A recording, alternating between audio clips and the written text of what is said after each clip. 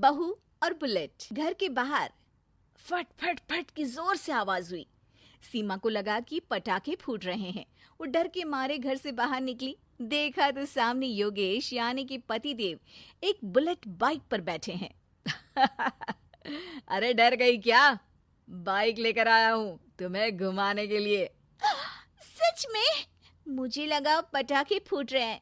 अरे पटाखे भी फूटेंगे और मिठाई भी बटेगी। माँ को तो बुलाओ। माँ भी बाहर आ जाती है। अरे योगेश बेटा, इतनी जल्दी आ गया? और ये गाड़ी किसकी है? साहब की है? हाँ माँ, तुम्हारा बेटा साहब से कम है क्या? मेरी ही है। अरे बेटा, इतनी बड़ी गाड़ी ले ली, इससे तो तू घोड़ा ही ले लेता। महंगी पड़ी होगी ना? माँ महंगी सस्ती छोड़ो और मिठाई लाया हूँ, गांव में बंटवा दो। अरे बंटवा क्यों दो? पीछे बैठो, गांव में बांट कर आते हैं। सब खुश थे। योगेश गांव के बाहर एक कोयले की खदान में मजदूरी करता था। मेहनत और अकल से उसने वहां ठेकेदारी का काम सीख लिया और सूझबूझ से ठीक ठाक पैसा बनाने लगा। गांव में बात फैल गई कि योगेश के घर धमाका गाड़ी आई है। ऐसी गाड़ी पहले कभी किसी ने गांव में तो देखी नहीं थी। योगेश और माँ गाड़ी से वापस घर आ जाते हैं। बेटा, बाबूजी ऊपर से देख रहे होंगे और आशीर्वाद भी दे रहे होंगे तुझे।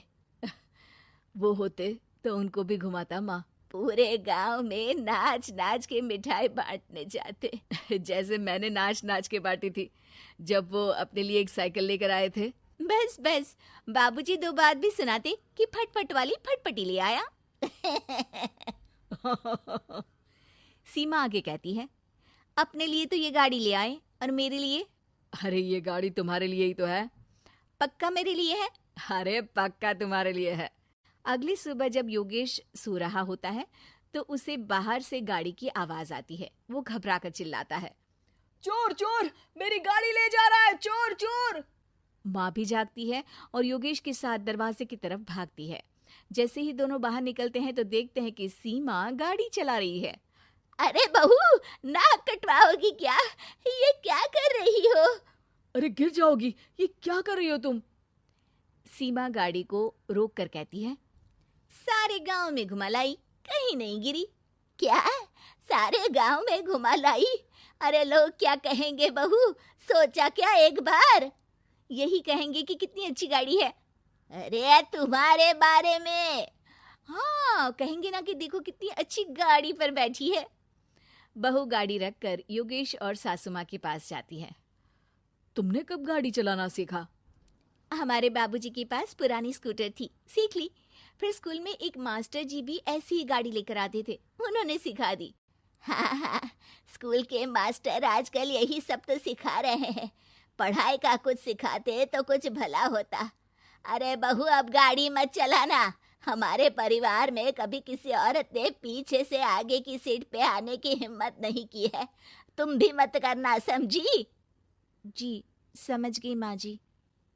सीमा सास की बात सुनकर चुपचाप रसोई में जाकर उदास होकर खाना पकाने लगती है। सास सुबह सुबह मंदिर से पूजा करके लौट रही होती है। तभी उसे दो औरतें रोक लेती हैं और कहती हैं, अरे बहू को थोड़े अच्छे लक्षण भी सिखा दो। गाड़ी चलाने निकली थी, गांव की मर्यादा का कोई ख्याल नहीं है। वही तो।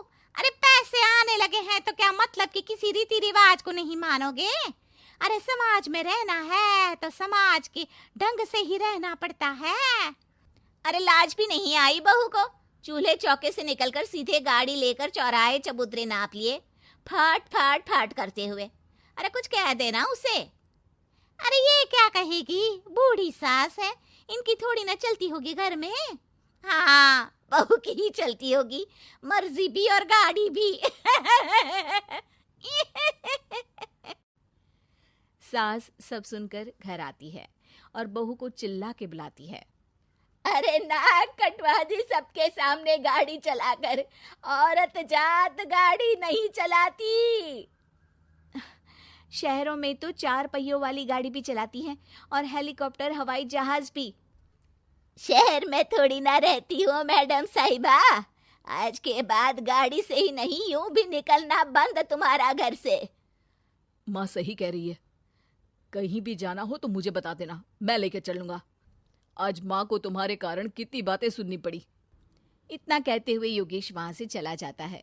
बारिश की वजह से कारखाने के रोड पर कीचड़ रहता है, इसीलिए योगेश गाड़ी घर रख कर जाता है और किसी से लिफ्ट लेकर कारखाने पहुंचता है ताकि नई गाड़ी गंदी ना हो।